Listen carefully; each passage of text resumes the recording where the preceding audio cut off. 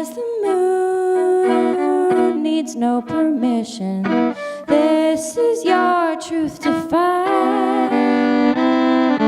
Call within for what you're wanting. Scrolls illumine divine.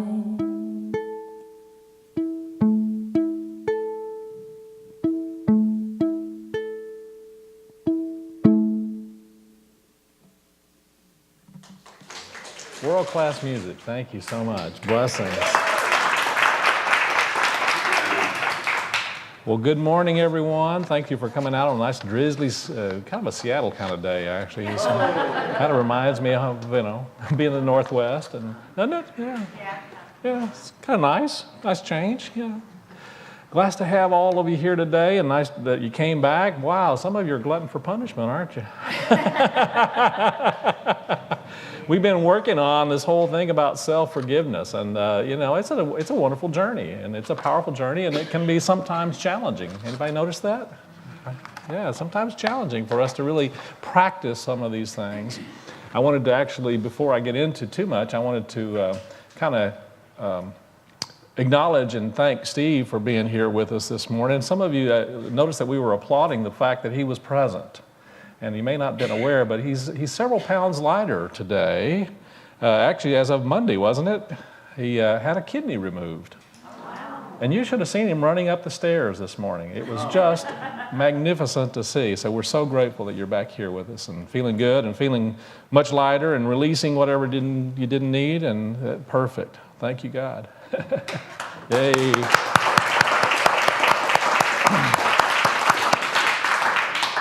Yeah, beautiful.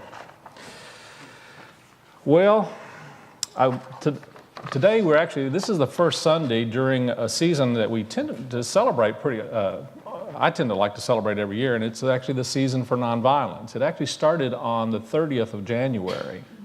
And it's a way of really honoring and recognizing both the work of Martin Luther King and Gandhi.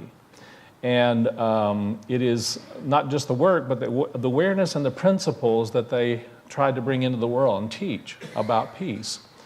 And I'm convinced that we really don't know how to be in a place in a world of peace until we really do begin to practice that awareness of inner peace.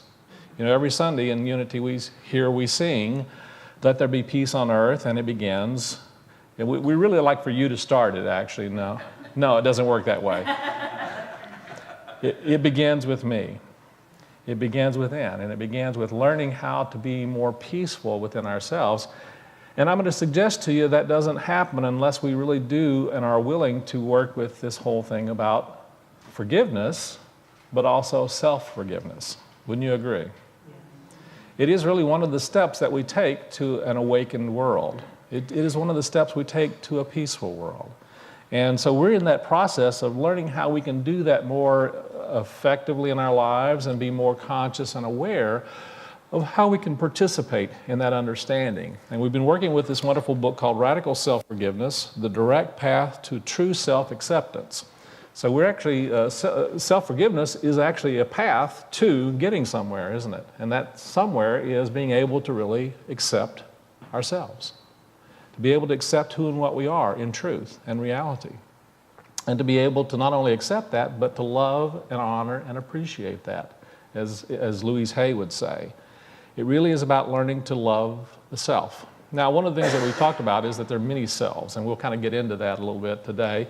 But then we're also going to look at ways that we can work with some of the things that keep us out of that energy of self-forgiveness, and ways that we can help transform that awareness and that energy.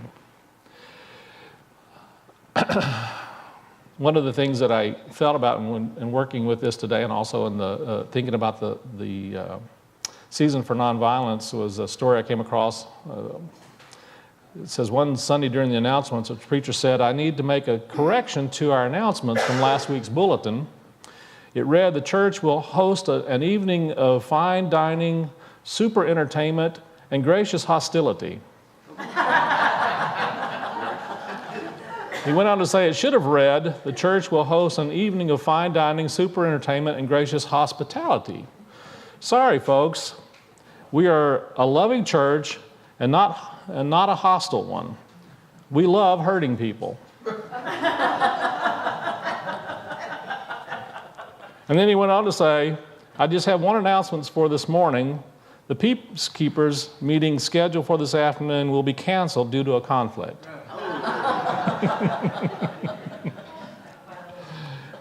Well, one of the things that we affirm every Sunday is that we recognize that we can and learn to have peace even in the midst of conflict. And that's really kind of what we're really learning to do, isn't it? It's not that we're not going to have conflict in our lives. It's how can we learn to move back into that place within ourselves where we can experience even what goes on out here in the world as conflict in a way that really is holding a different energy, a different awareness, and a different and even being a part of a different energy about that.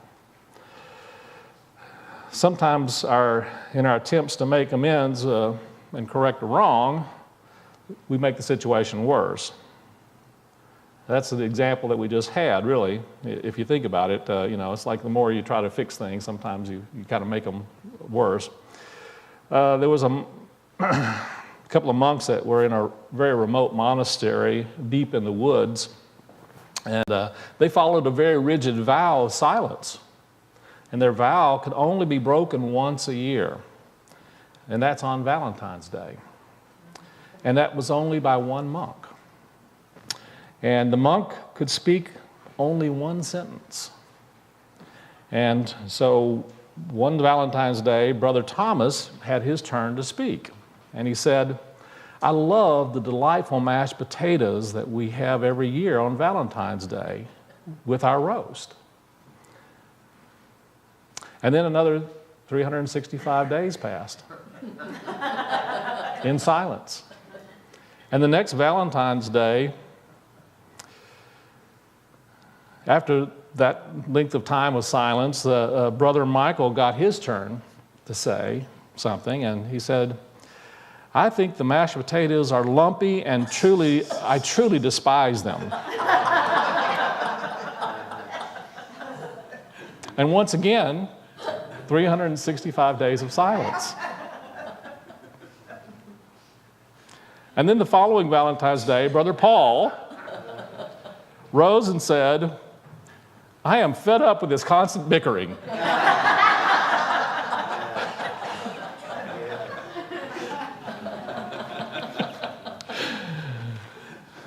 I resemble that remark. Well, part of our work is to really, I think, move back into a place of self-awareness. And that's part of what this whole process is really about, isn't it? It really is about being conscious and aware of our true nature and ourself and all of our multiple selves that Colin talks about. You see, we do have really multiple selves within us. And some of those are really very significant and valuable in helping us to move into a place of our knowing of our I am self. There's a loving part of ourself. There's a part of ourself that is self-loving. Do you realize that? And part of what we want to do is tap into that. But even for that matter, we want to be able to move beyond even that part of ourselves to just simply a place of awareness of our true being, which is love itself. We are created in the image and after the likeness of that which is love. And the very process of that is part of this work. And the thing about it is self-forgiveness is a powerful thing. I came across an awareness about Willie Nelson. Some of you guys like Willie Nelson. I love Willie Nelson. Willie apparently had one time, he owned a golf course. Did you know that? He owned a golf course, yeah. And he said the great thing about owning a golf course, owning your own golf course, is that you get to set par for each of the holes. See that hole right over there? That's a par 47, and I just birdied it yesterday. For those of you who are not golfers, that's a good thing. Well, the reality is we kind of set par for ourselves, don't we? And that's part of what this whole process of self-forgiveness is about also, is looking at what is the par that we have set for ourselves. Now, sometimes we accept par from others, Par is basically a standard. It's a way of keeping score, isn't it? It's a way that we are looking at ourselves and comparing ourselves and judging ourselves. And so part of our work is to pay attention to that part of ourselves that is the judgmental self, and to be aware of it and to be conscious of it. And another part of it is, of course, another one is our critical self-parent. We have that self of ourselves, and to notice and pay attention to that, and to practice being aware of when that voice is coming forward and what that voice is about and what it's saying also. One of my teachers and friends is a wonderful rabbi, Rabbi Ted Falcon, and he wrote this wonderful thing about the human self. He said, during a meditation many years ago, I heard a voice announce, "I am always here." The voice came with a gentle but absolute certainty. Behind the separate self and its awareness of aloneness is a greater self. And in that self, we know we are never alone. And we understand how deeply we are known. Certainly, there are angels arising to meet us and guide us from the outside when special people appear to help us on our way. But it is crucial to know that we also carry an angel, a greater presence deep within ourselves. The inner wisdom of this self provides the more profound intentions and visions we need in order to manifest our unique gifts in the world. I love that. I love that. He goes on to say, the constant love of this self offers an embrace that can help us reach out to others more deeply, appreciate ourselves more fully. And the inner life meeting us when we live from our greater self allows us to know a profound security and wholeness. The inner source of wisdom, love, and life always supports us to bring greater compassion and kindness into our world.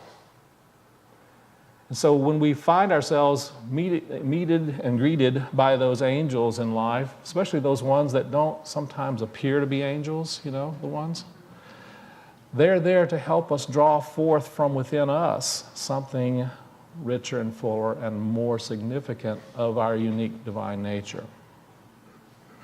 So I want to go over with you a little bit today some of the awarenesses that have been coming to me in this work, and it's just a very powerful and self-aware exercise and experience. And one of the selves that I wanted to touch on is one that some of us may recognize, and that's the saboteur self. Anybody know what I'm talking about? Any of this sound familiar? We have different parts of ourselves. One of them he calls the lost selves, and one of these lost and disowned selves is our saboteur. Here's the saboteur. It says, this is the self that is constantly checking your subconscious mind to make sure that whatever you are doing, thinking, or planning at the conscious level matches all the beliefs, ideas, attitudes, concepts, prejudices, and other content that exist in the subconscious level. You hear what he's saying here? That saboteur self, believe it or not, is there for us to keep us in line with what we really believe. Isn't that interesting? Yeah. An interesting awareness that we have a part of ourselves that is continually setting us up to show us what it is that we really do believe. Isn't that interesting? I'd just as soon not have that personally, but you know, I'd rather not be reminded of it sometimes. I don't know about you guys. But the reality is that's kind of what life does, and that's kind of what this part of our self does. It actually is there to help us to see how we are holding energies and awarenesses that we may not necessarily consciously know about, but that we are manifesting in our lives because there's a belief system about that.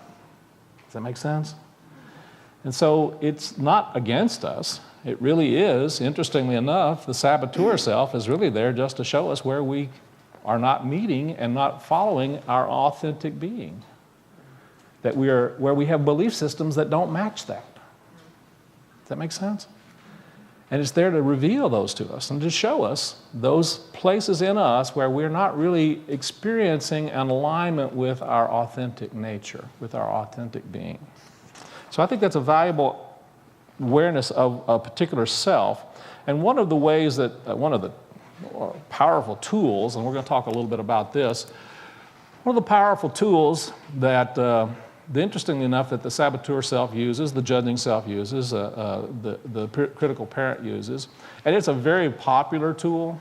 It's used by most of the religions in the world, and it is the wonderful tool of guilt and shame. Anybody ever felt guilty? Anybody now feeling guilty that you didn't raise your hand? I'm ashamed. And you know, is anybody here that doesn't feel guilty about not raising your hand? Those are the ones we got to be concerned about, right? So, you know, he talks about this wonderful two emotions most closely associated with self-forgiveness and self-acceptance are guilt and shame. He goes on to say we can define guilt as a feeling of remorse over something that we have done but should not have done, or on the contrary, not done, but probably should have, and it's about our behavior. So guilt really is about a behavior, an action or a lack of action in some way. So when we experience guilt, that's what we're working with, some decision that we made about behavior. Shame is different from guilt in the sense that shame is remorse. Not so much over what we have done or not done, but about the kind of person that we think we are or should be, oftentimes based upon our actions and behaviors. Can you see the difference, what he's talking about here? One is about an action or a behavior, the other one is about self. So when we feel and experience shame, what we're saying is the self that I am expressing is not what I want it to be, or not what it should be. You follow me? So we are basically locked in a judgment about self. He says, obviously there is a relationship between them in that our guilt over what we have done might lead us to feeling a sense of shame about ourselves, but making a distinction between guilt and shame is important to the radical self-forgiveness process. So it's important for us to kind of get this awareness of the difference between guilt and shame. So self-forgiveness is a process in which it enables us to release guilt, while self-acceptance is a process of releasing shame. Isn't that interesting? Think about that for a moment. Yeah. So let's talk about guilt, one of our favorite things, right? We tend to do it a lot, don't we? Unless we don't, and then sometimes there's a challenge with that, because one of the things that guilt does for us, it's actually a guiding system, isn't it? It's a way of guiding us. If we were unable to experience feelings of guilt, we would be just as crippled as someone who was unable to feel fear. Whereas a truly fearless person would never be able to sense or evaluate danger or risk, a person without the capacity to feel guilt would be amoral, wouldn't it be an amoral sociopath? Isn't it true? Unable to gauge how to act in the world relative to the understood rules of the game. See, we are all living in a milieu of understandings and agreements, aren't we? I will not feel guilty about talking about it. We live in this milieu of belief systems and awarenesses and agreements that we've all made, and oftentimes we find ourselves not in alignment with agreements that we've made to ourselves and to the world, right? And guilt is a way of helping us to know when we are not really acting and being and expressing in a way that is in alignment with that which we have said we believe. Does that make sense? So it's important for us to have at least some sense of guilt. The thing that we're trying to get to is an understanding that having a sense of guilt is not necessarily something that is about us. It is about a way of helping us to see our path. Does that make sense? Yeah. So it's a self-correcting tool. He says moral judgment depends upon the capacity to feel and anticipate guilt. And guilt is an internal compass that guides us to do what is right. There's a value in that. It gives us a strong sense of self-worth and personal integrity. If we had no ability to feel guilt or shame, we would not know whether we acted out of integrity or not. Values and principles would be meaningless. So it's about really learning how to be in integrity, and the word integrity really simply does mean to be in alignment with our authentic being. And when we're not in alignment with our authentic being, we do find that we're sometimes not congruent with what we think we believe, and we oftentimes express things that we don't recognize to be what we believe. Does that make sense? So I call them oftentimes our yeah buts. We have all these things that go on in our lives, and we say that we believe one thing, yeah, but there's this other exception, right? So we have these exceptions in our thinking and our belief system. So one of the things I want to quickly go through is an awareness about how we can shift some of the energies of guilt and shame. One of the things he says is there are 5 steps in the process of transforming these core negative beliefs. So see if you can hold on to these 5 steps. You ready? You guys ready for this? Yes. Number 1 is discover. We have to be able to and willing to be aware of what are the belief systems that we are really holding. He says if you're paying any attention to all your judgment selves, you may be aware of these beliefs already, playing them over and over again. In other words, what are those beliefs and judgments that you are running about yourself, about your actions, or about yourself? What are the things that you're holding about that? Observation, I don't have much of anything in my life, and the likely belief behind that is, I'm not deserving or not worthy of it. Always, another observation, I'm always seems to screw things up. The likely belief system is I can never do anything right. Observation, I've always had to work hard to survive. And the likely belief system is I always have to struggle in life. So we're looking at some of these core underlying beliefs that the saboteur uses to basically bring forth what our belief systems are. Can you see that? So that's important for us to begin to become conscious, to discover what some of these belief systems are. So there's several wonderful examples in here of this. And great exercises. If you don't have the book, get the book and do some of the exercises. They're really valuable. Second part is to recognize the belief. So recognizing the belief is kind of listening to the question, well, where does this belief come from? Recognizing it, he says, whose voice was it that convinced you that you were not okay? And generally, he says, in all honesty, he says, this is not to blame our parents, but generally it does oftentimes come from a parent who, in their own lack of self-awareness and lack of self-acceptance, have given messages, or we've accepted messages about ourselves, even if we have the most loving parents in the world. Do you realize that unless they love us in exactly the way that we think we want to be loved, we still get a message that says, I'm not lovable? It's true, isn't it? I had wonderful parents, but I also got a message in my life. I took on the message in different ways of not feeling lovable. And so it's really valuable for us to recognize the beliefs and also where some of these come from.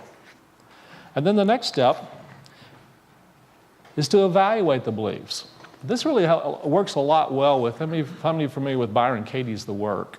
Really, I know Laura is, and it's really good stuff. Evaluating the belief is really requires us to be honest and courageous to face the facts. While most of the beliefs that we have are really false, they're really not true, it's important for us to really look at and ask ourselves the question, is it really true?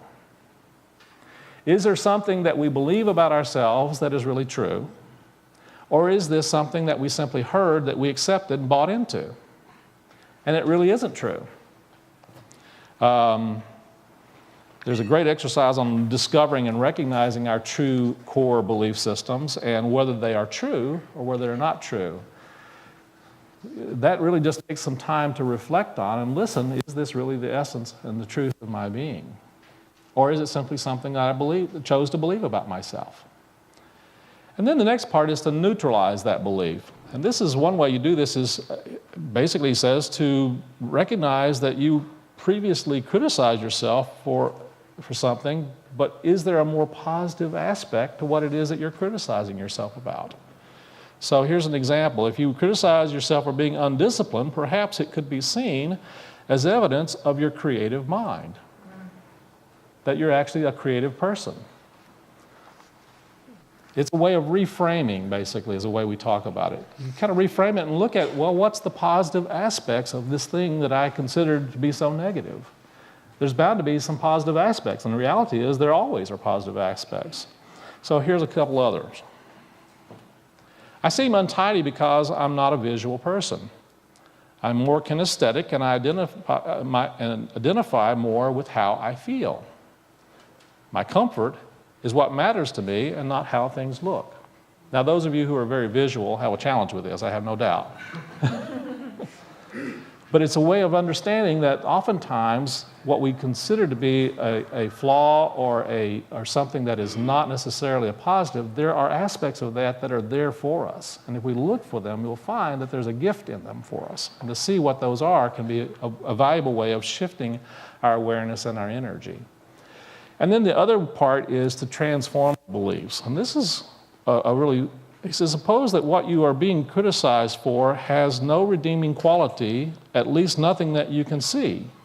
Suppose you really are dishonest, mean, or cruel. Could you accept any one of these things about yourself? That's more difficult. The only way to fully transform these beliefs, however, is not by trying to eliminate them or to modify them, but by accepting them just the way they are.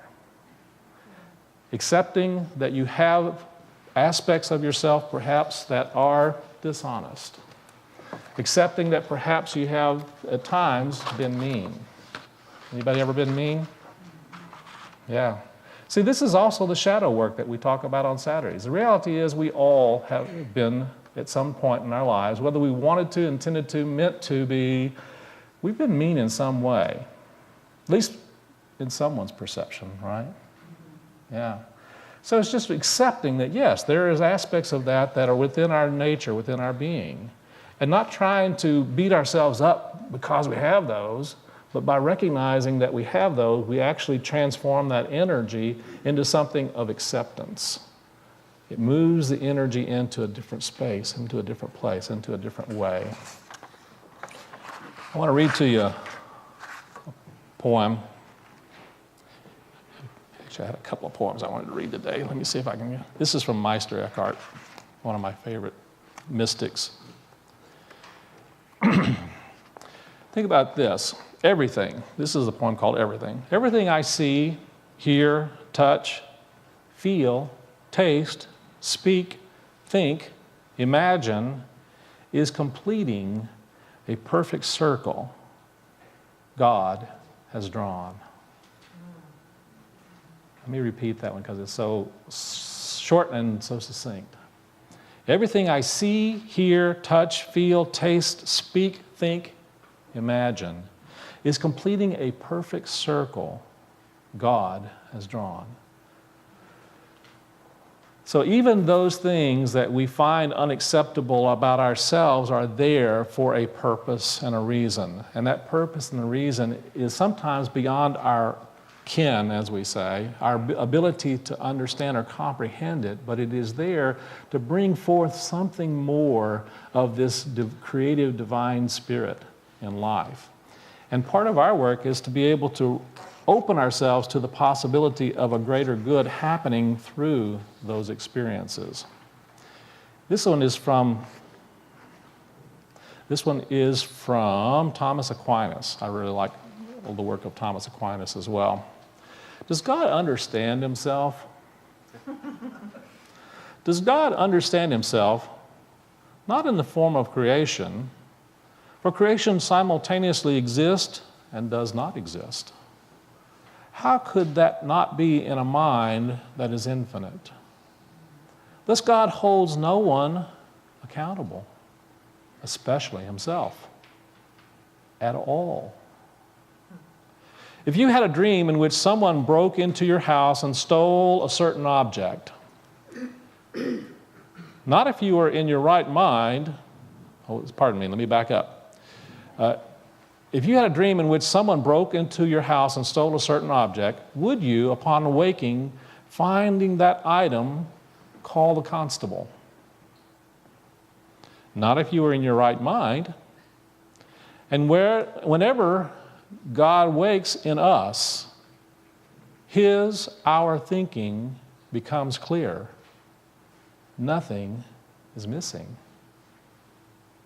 And how could he not forgive then what never really happened? And or what he caused? Wow. How could he not forgive?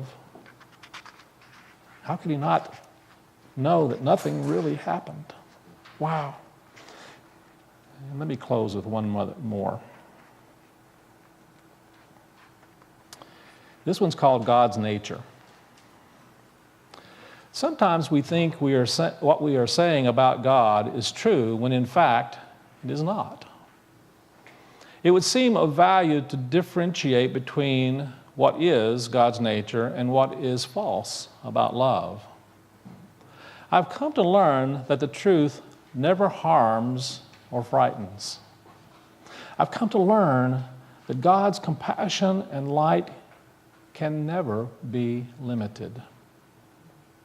Thus, any God who would condemn is not a God at all,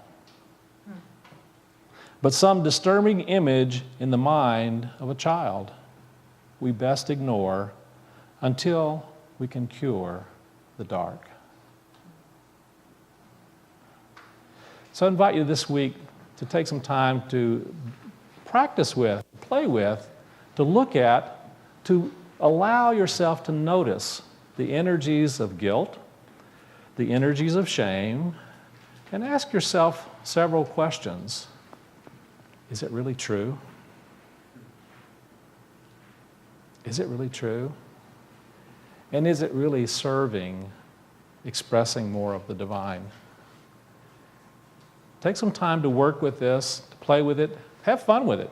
You might as well have some fun with this guilt and shame. We've been using it for centuries to beat each other up with it. Let's just do something different with it. Let's take it out, look at it, play with it, see what the story is, and see if there isn't something that is there for us in life. God bless you. Let's move into our meditation time. Actually, how about a song, and then we'll do our meditation.